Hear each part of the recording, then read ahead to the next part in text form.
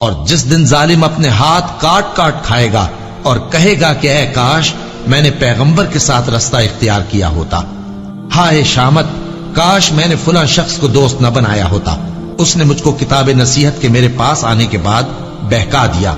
اور شیطان انسان کو وقت پر دغا دینے والا ہے۔ یوں نہیں، جب زمین کوٹ کوٹ کر برابر کر دی جائے گی اور تمہارا پروردگار جلوہ فرما ہوگا اور فرشتے قطار در قطار آ جائیں گے اور دوزخ اس دن سامنے لائی جائے گی، تو انسان اس دن سوچے گا، مگر اب سوچنے سے اسے فائدہ کہاں مل سکے گا؟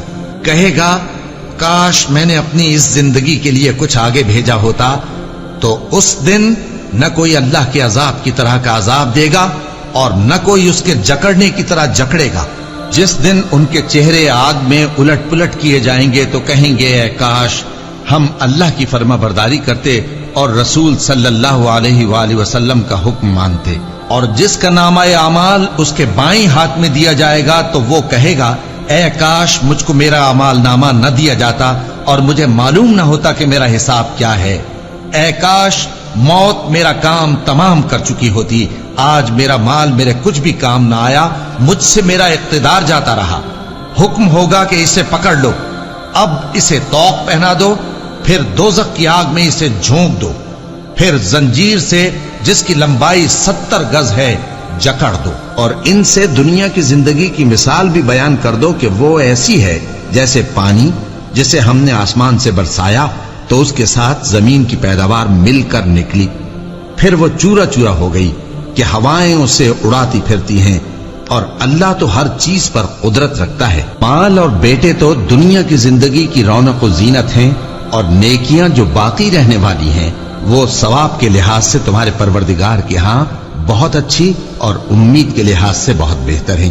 اور جس دن ہم پہاڑوں کو چلائیں گے اور تم زمین کو صاف میدان دیکھو گے اور ان لوگوں کو ہم جمع کر لیں گے تو ان میں سے کسی کو بھی نہیں چھوڑیں گے، اور سب تمہارے پروردگار کے سامنے صف باندھ کر لائے جائیں گے، تو ہم ان سے کہیں گے کہ جس طرح ہم نے تم کو پہلی بار پیدا کیا تھا اسی طرح آج تم ہمارے سامنے آئے، لیکن تم نے تو یہ خیال کر رکھا تھا کہ ہم نے تمہارے لیے قیامت کا کوئی وقت مقرر ہی نہیں کیا، اور اعمال کی کتاب کھول کر رکھی جائے گی تو تم گناہگاروں کو دیکھو گے کہ جو کچھ اس میں لکھا ہوگا اس سے ڈر رہے ہوں گے، اور کہیں گے ہائے شامت یہ کیسی کتاب ہے کہ نہ چھوٹی بات کو چھوڑتی ہے نہ بڑی کو، کوئی بات بھی نہیں مگر اسے لکھ رکھا ہے، اور جو جو عمل کیے ہوں گے سب کو حاضر پائیں گے، اور تمہارا پروردگار کسی پر ظلم نہیں کرے گا۔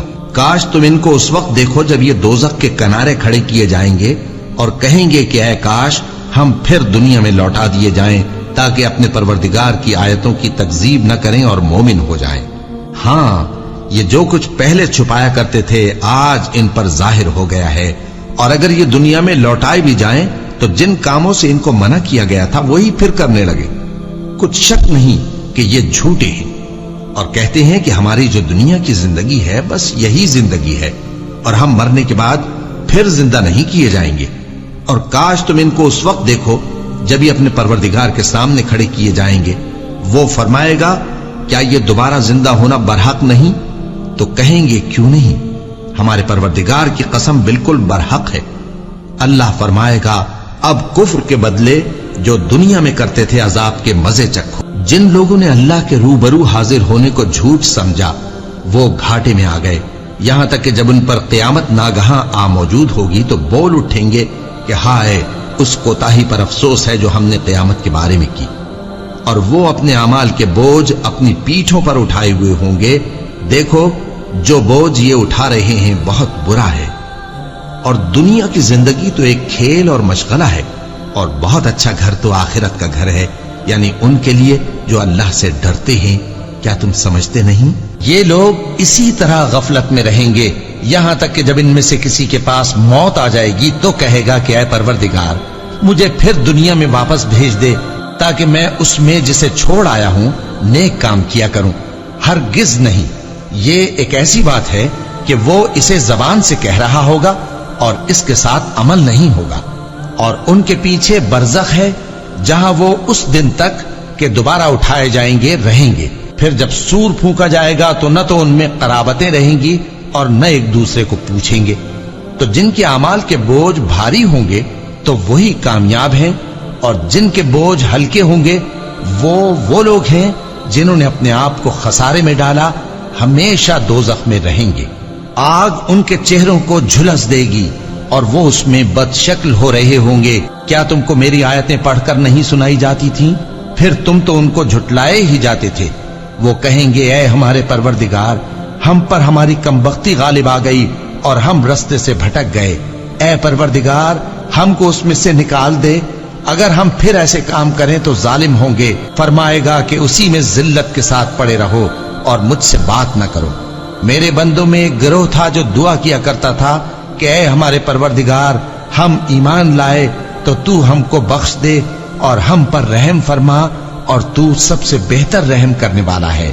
تو تم ان سے تمسخر کرتے رہے یہاں تک کہ ان کے پیچھے میری یاد بھی بھول گئے، اور تم ہمیشہ ان سے ہنسی کیا کرتے تھے۔ آج میں نے ان کو ان کے صبر کا بدلہ دیا کہ وہی کامیاب ہو گئے۔